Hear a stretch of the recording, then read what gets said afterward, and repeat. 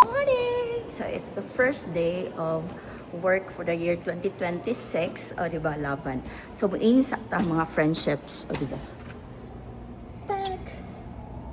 Thank you. Very bad. Very bad. And then, let's have pangapi. Ngapi sa ta, ha? Mapay pag-abot na ko.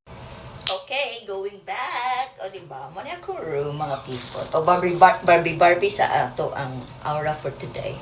O, diba? It's Monday. Super busy Monday. O, diba? This is my room.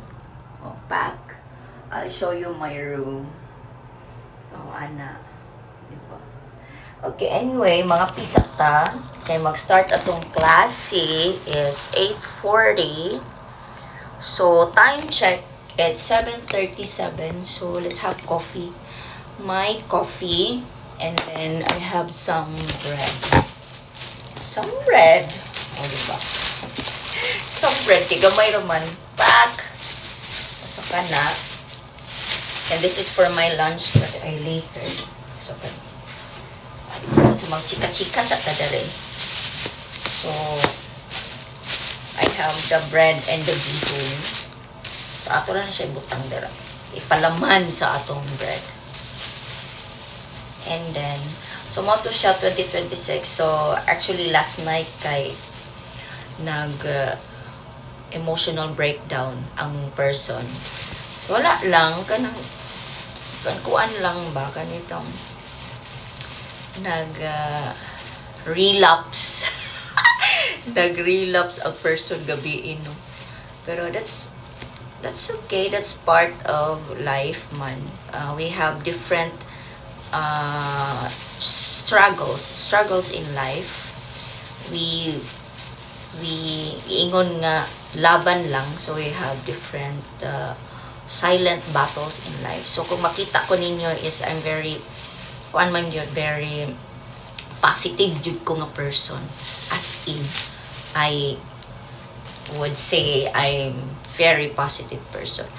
However, sometimes di jud nato makalikayan nga magsakitan ta ba kay there are some situation in our life nga murag nakaingon ta why ngano man unsay ako gibuhat.